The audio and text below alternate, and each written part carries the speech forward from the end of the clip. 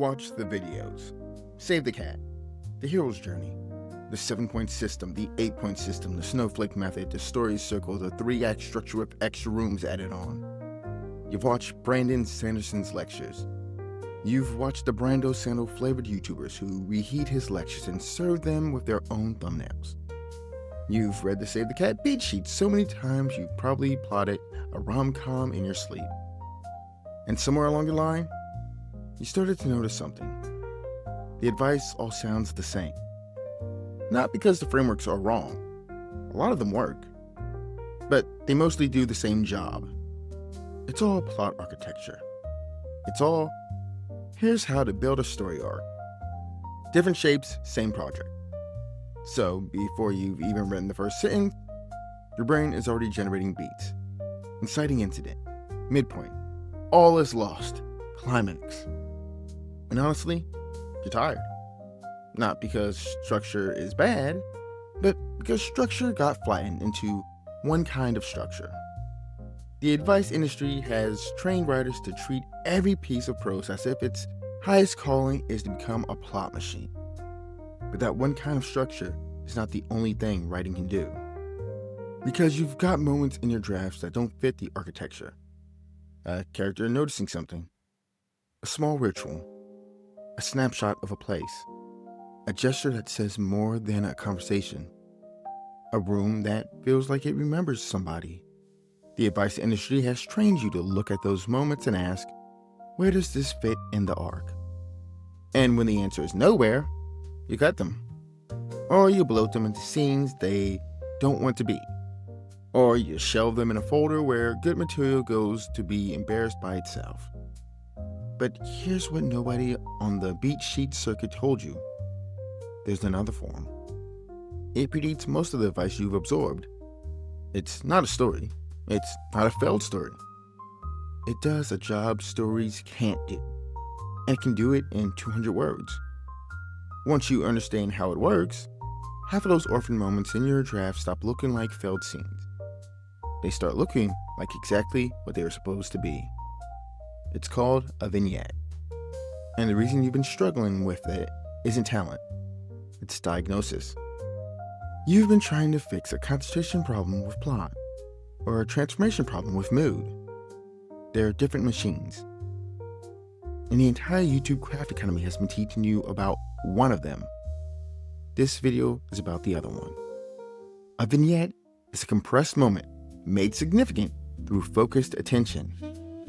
It's not a small story. It's not a story with plot removed. That's the lazy definition. A skeleton with missing bones isn't a new animal. A vignette is its own form, with its own engine. The engine is making a moment matter, not making something happen, not transforming a character, making a small thing, a gesture, a room, an object, a ritual, feel loaded enough that readers can't pass it over. The woman setting 2 plates at dinner, 3 years after her husband died. No phone call, no confrontation, no decision. The 2 plates or the piece. What you understand about grief and habit and denial doesn't come from anything happening. It comes from looking closely enough at what's already there.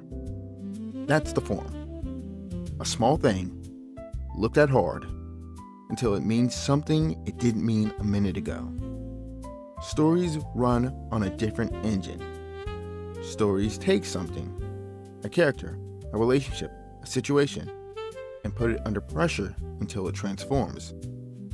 Detective begins in mystery, ends with knowledge. Coward begins in avoidance, ends in action. The before and after is the point. The pressure is what gets you across. Every framework you've absorbed is teaching you how to manage that engine, how to apply pressure, how to make the transformation feel earned. They're real tools and they work, and they're answering the question, how do I build a transformation? They're not answering the question, how do I make a moment matter? That's a different question. That's a different machine. Stories are transformation under pressure. Vignettes are significance under compression. Stories ask what changes. Vignettes ask what matters. Stories need development. Vignettes need density. Different engines, different questions, different fixes when something's broken.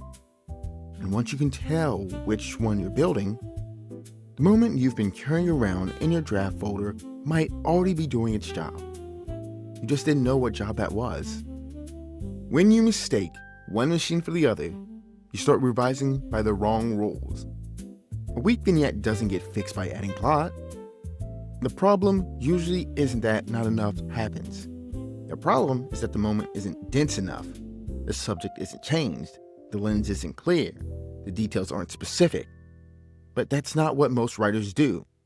They start with a strong little moment, a character folding someone's old shirt, a night watching a village that feels too quiet, and they panic because it doesn't go anywhere. So they make it go somewhere. Confrontation, backstory, dramatic realization, a little moral lesson at the end. And somehow, after all that extra writing, the original version still felt stronger. Because the original power was concentration. The moment didn't need to become bigger. It needed to become sharper. The opposite problem exists too. Material that wanted to be a story but got treated like a vignette, where the writer circles a real conflict in mood and atmosphere instead of putting pressure on it. That piece feels beautiful but inert. And when readers say, "I wanted more," sometimes they don't appreciate subtle writing. Often the piece wasn't subtle. It was underbuilt. 2 different failure modes. 2 different fixes. If a piece wants to be a story, it needs pressure, development, consequence. If it wants to be a vignette, it needs focus, charge, specificity, resonance. The wrong diagnosis gives you the wrong fix, and the wrong fix can make the work worse. So, before you reach for plot to fix something that's not landing, ask what it's trying to be. If it wants transformation, build a story. If it wants significance, build a vignette. 2 different machines, 2 different questions, 2 different fixes. And if you want to know how to actually build the second one, subject, lens, charge, evidence, resonance, that's what's coming next.